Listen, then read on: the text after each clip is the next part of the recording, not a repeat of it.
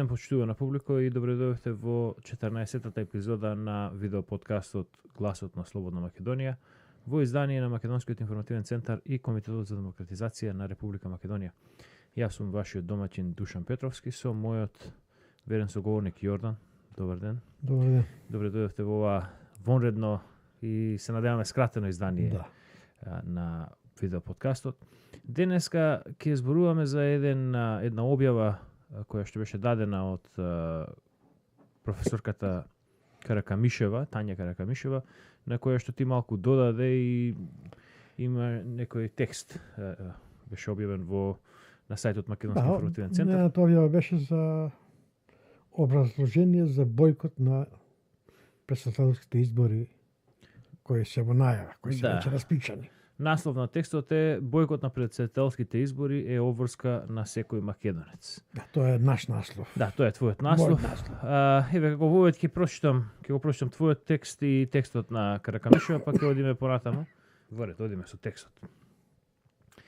Комитетот за демократизација на Македонија се залага за бојкот на претседателските избори, бидејќи тоа е единствено решение со кое ќе се покаже отпор во државата каде што не функционира ниту една институција која треба да го штити уставот, независноста на судовите, да ја штити изразената волја на гласачите преку избори и референдум.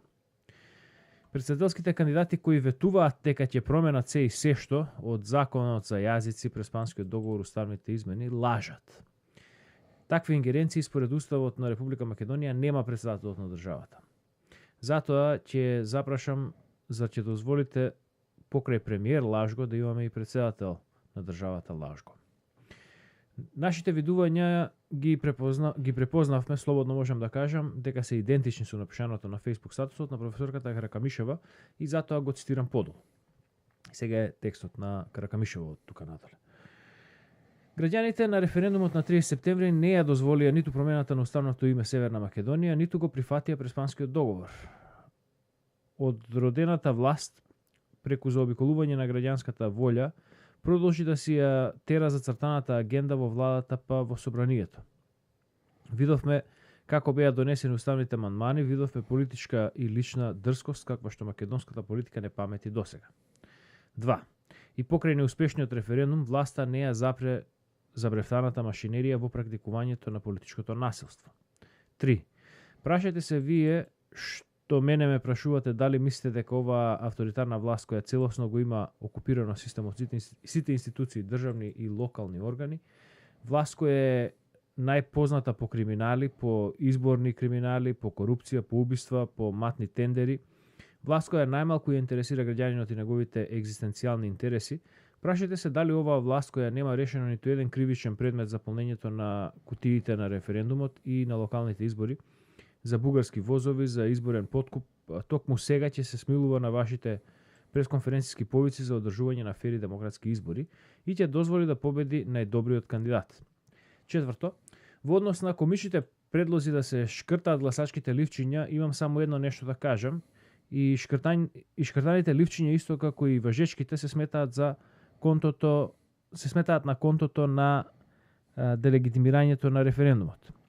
Јасно е како бел ден која е целта на власта со овие избори. Целта е што повеќе излезени гласачи за поголемо понижување на референдумот од 30 септември. 5. Во однос на прашањето на граѓаните дека пратеникот Талјат ќе бил веде председател, не ја разбирам паниката и сеењето омраза. Прво, согласно со уставот, Талјат во случај да не се избере председател на наредните избори, ќе мора да распише нови председателски избори многу брзо. Ако власта одлучи да направи уставни измени, таа може тоа да го прави кога ќе посака. Како што гледаме, имени избриша, идентитетни смени и историјатни бришат.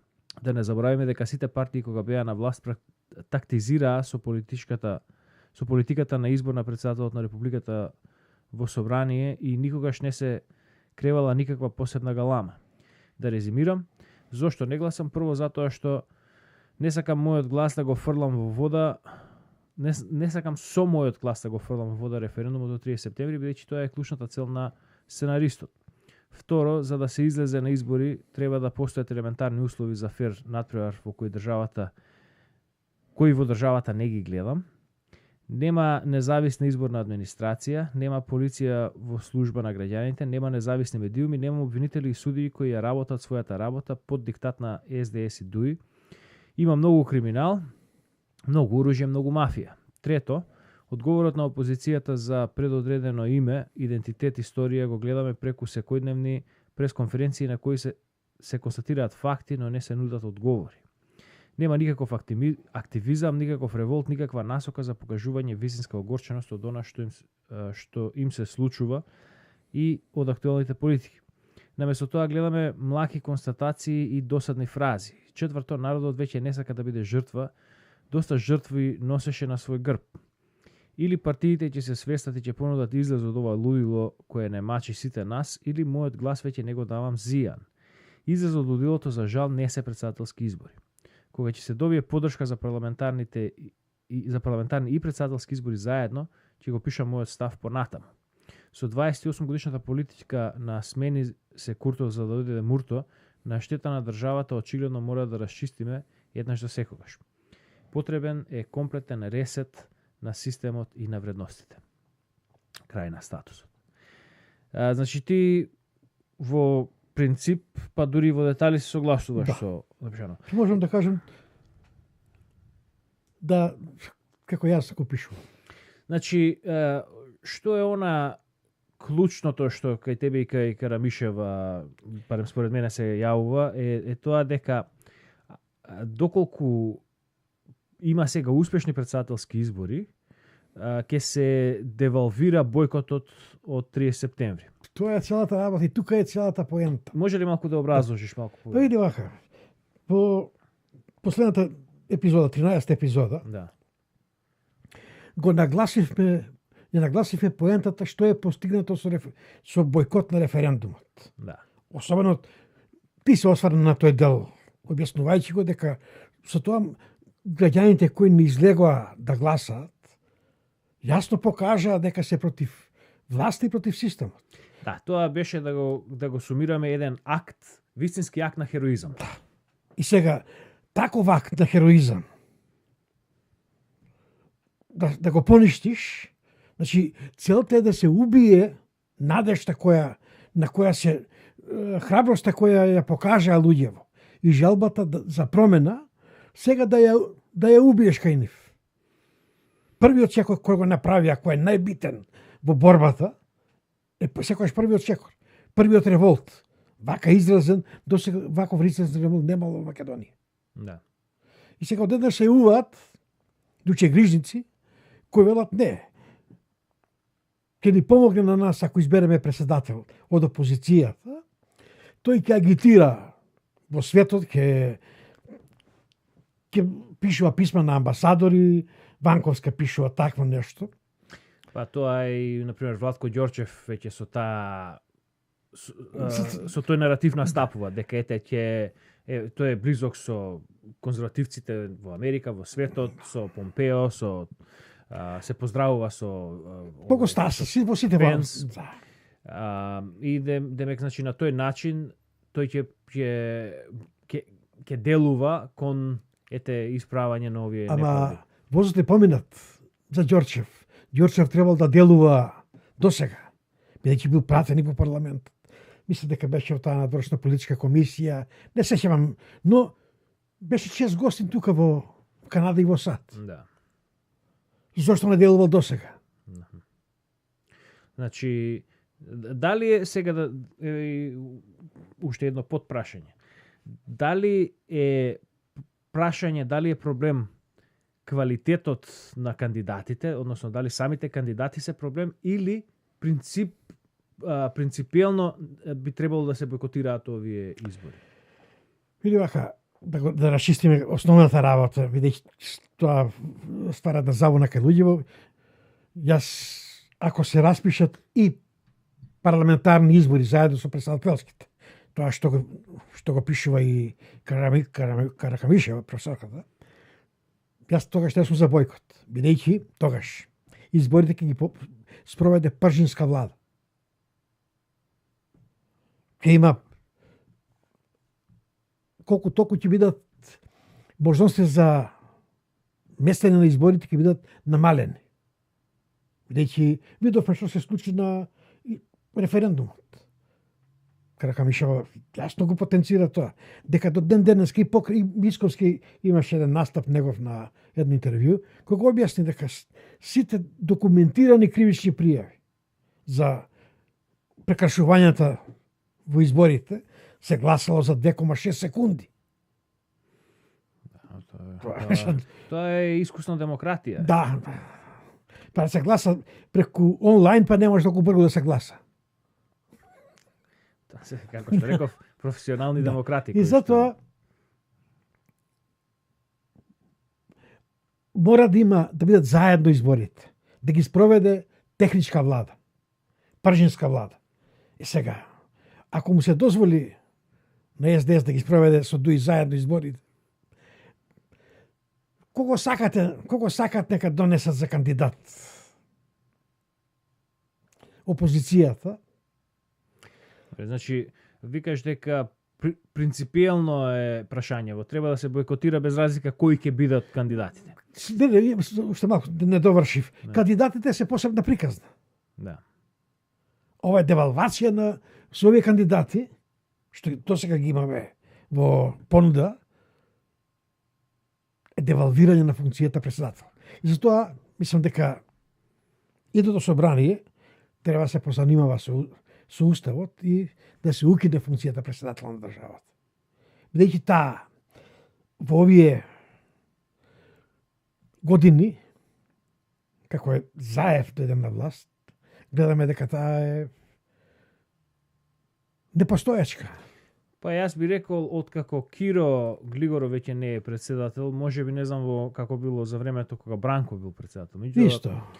Откако Киро Глигоров веќе не е председател, па дури може да се рече уствари после неговиот атентат, Да. веќе функцијата председател е едва и декоративна. Ама за времето на Глигоров беше оратна ситуација. Да. Тој ги превзе ингеренциите на владата и на парламентот. Да. Тој тогаш воспостави председателски парламент, председателски систем, иако не беше избран од народот. Да. Тој беше избран во парламент. Значи, тој требаше да биде само телевизор без тон. Да. Тоа беше функцијата. Тој направи 2 државни удара. Со недавање на мандат, со манипулации за мандат. Од тогаш почна распадот на системот на Македонија. Да. Не би се согласил дека треба да се укине председателската функција, меѓутоа тоа е дискусија за друго Во друг време. смисол, значи нема бойкот ако се дадат да бидат заедно председателски парламентарни избори. И нов избор на кандидати од опозицијата. Сега, видовме кој беше производот на бойкот на избори во 94-та година.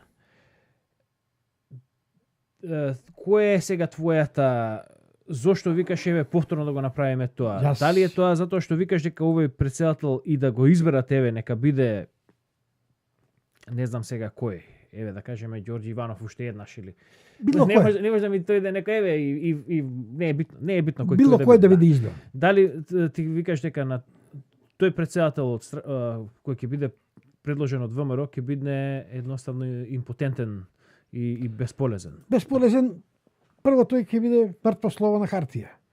Ќе биде.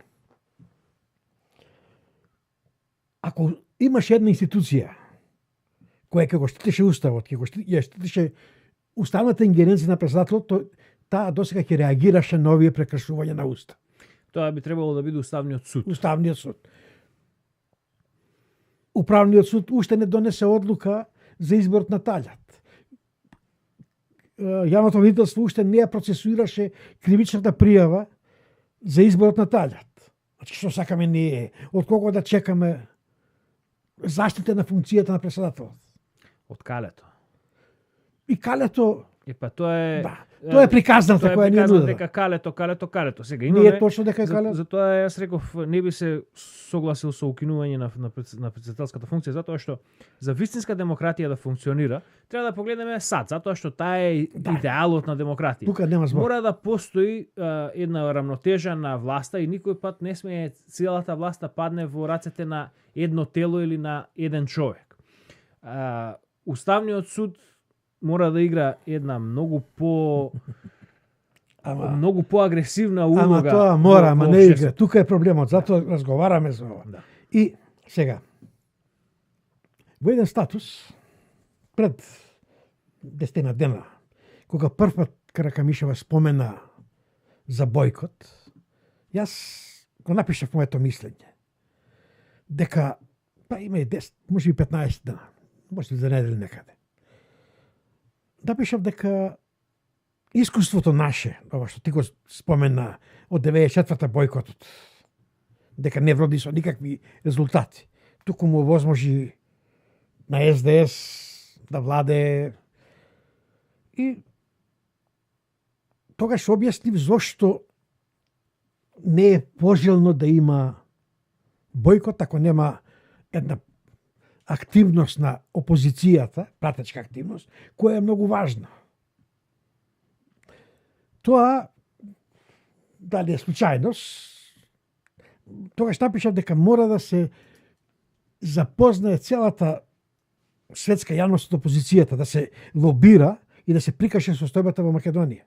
Да се прикаже дека нема, дека владе непочитување на устав, на закон од актуелната власт, дека се руши судскиот систем, се подкупуваат пратеници, се оне што го стори Заев во овие последни 7-8 месеци, мислам, или точно да кажем, од како го избра талјата. Од тој ден веќе не постои во Македонија, не постои институција која го штити уставот и законите. Од 27 април. Од 27 април.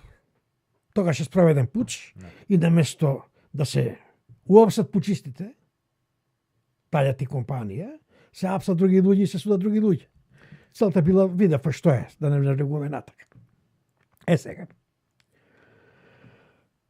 Во овие последни 10 дена,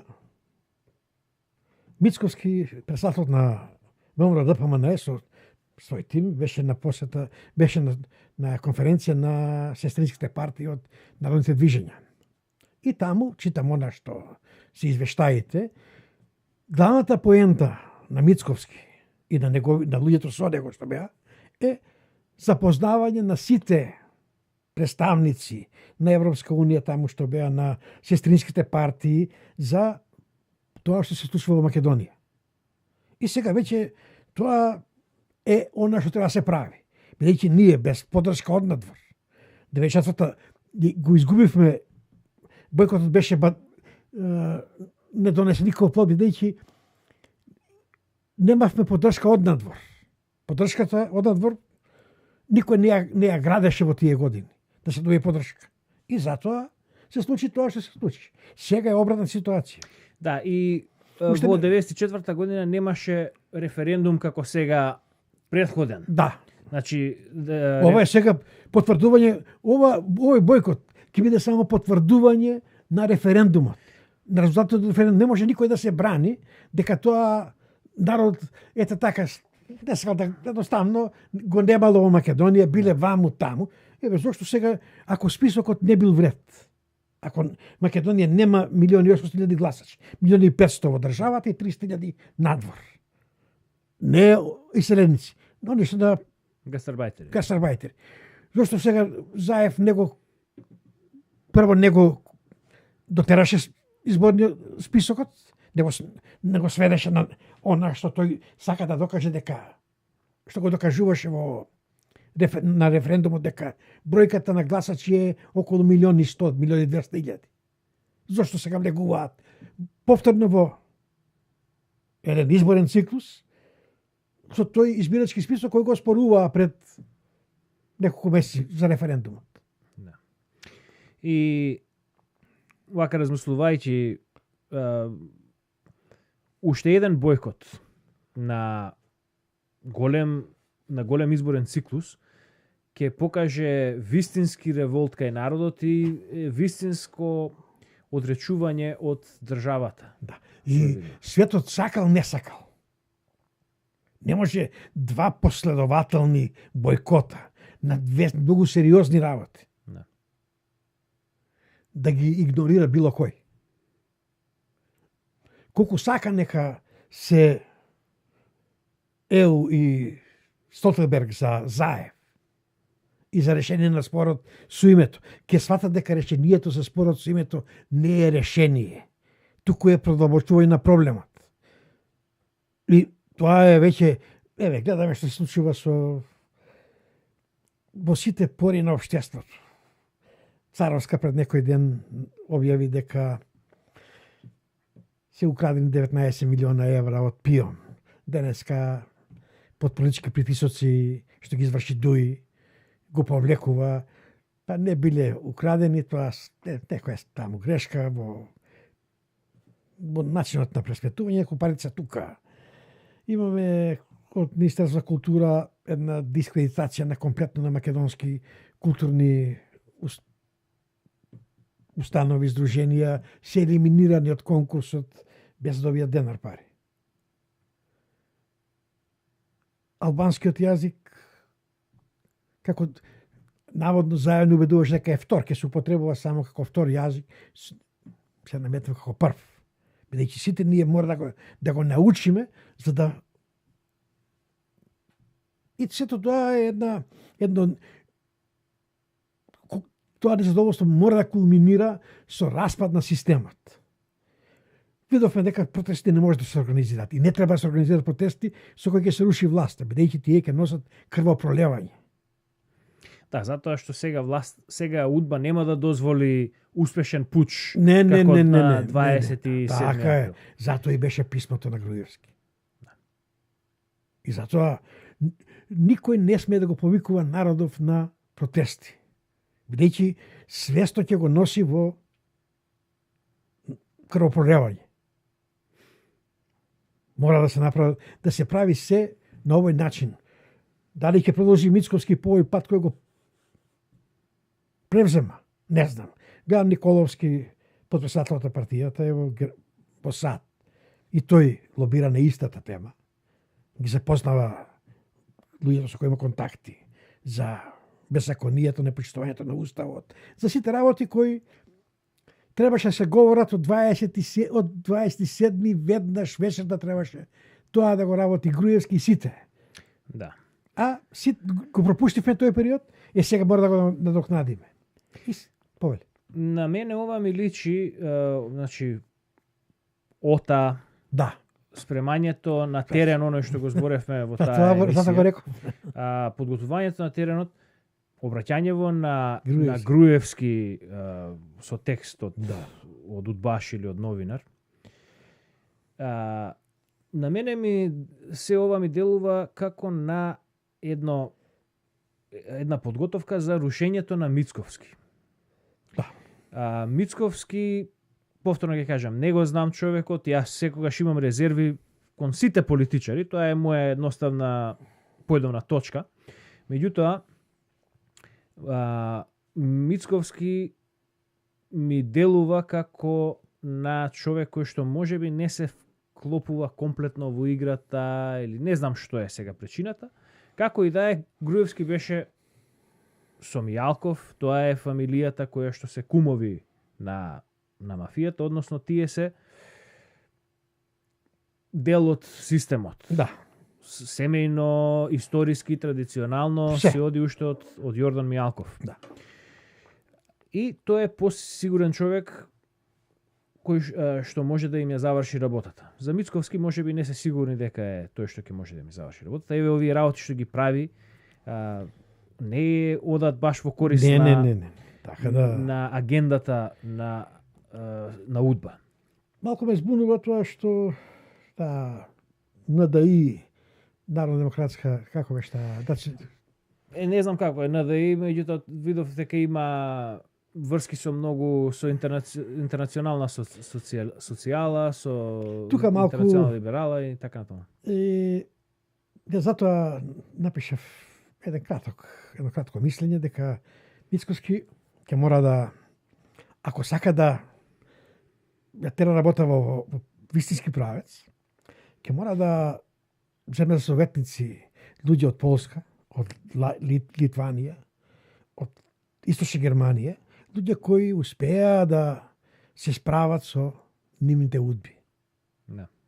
Бидејќи без тоа, ова што го прави сега, што ја кажува вистината за Македонија, што се обидува да ја каже, она што, да го изнесе надвор однесувањето на Заев, непочитувањето на Уставот, го покриваат веднаш со Хелшки комитет, со сите организации кои се под капа, кои контролира удба. И затоа ќе мора отворено да влезе во битката со удба. Да. Без таа битка, Да, ќе мора да влезе во битката некако прогресивен конзервативец, туку како вистински националист Да. и конзервативец. како народна Народна партија. народна партија. Тука е она што е битно. Да. И тука тој мора да направи еден сериозно свртување кон вистинската цел. Да. Да го најде вистинскиот пат до целта, а тоа е овој пат кој го помина Чешка, Источна Германија, Латвија, Естонија. Тоа се држави кои спроведува безпрекорни илустрации, не го променија системот 100%, но успеа да елиминираат големо дел од тие луѓе. Кај нас еден човек не е елиминиран од тој систем. Да. Значи решението веќе го објасни. Ова е решението. Да, што повеќе пропаганда, земење на искуства од источните, од државите од членки на Варшавски пакт, кои спроведоа успешно раскрастување со службата, со КГБ и нените и клоновите на КГБ, како и беа имињата Штази по нивните држави. И тука е решението.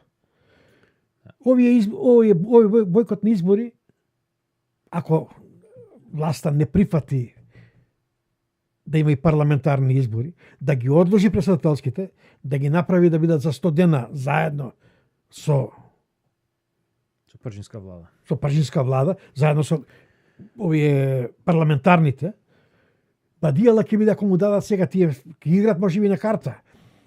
45 дена е последниот ден за објавување на парламентарни избори пред гласањето. Значи ќе ги објават таму кога веќе ќе биде кампањата, да бидат на вториот круг на претседателски избори за да обезбедат цензус. И до 45 дена ќе не може да стори ништо владата таа Пржинска. Што може да направи 45 дена? Скоро ништо. Да. Пак ќе биде, и тука е, мисля дека тоа е една од картите на кои игра власт. Значи, повторно една измама. Бојкот мора да има, да се поништи распишувањето на избори за претседател, затоа што два пати поништија парламентарни избори во 2015-2016 поништуваа избори. Така да беше распуштени собранието. Тогаш пак го враќаа собранието назад, Уставниот суд носеше одлуки какви треба, иако беа надвор од Устав. Така да тоа најмалку е спорно и најмалку ќе биде одбрана дека не може, не. Мицкоски мора да застане тврдо на ставот да бидат претседателски парламентарни избори заедно и да ги има 100 дена од денот на распишување за Пржинска влада. Опозицијата мора да го искористи потенцијалот кој го створи на референдумот. Опозицијата, за не збор. Таа створи силен материјал, силна поддршка има тука. Таа треба да ја верификува сега.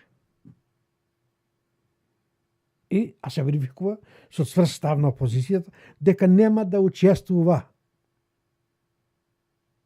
без тоа што реков, без 100 дена заедно одржување на претседателски и парламентарни избори. Крај. Во ред. Ви благодариме на вниманието и се надеваме дека ќе ги расширите овие идеи и ќе продолжиме и понатаму со борбата. Па, би требало да ги расширите идеите, бидејќи ова е патот кон успехот. Друг пат нема. Ви благодариме за вниманието и до следниот пат, до гледање. До гледање. Послушајте, патриоти, да ви кажам словото,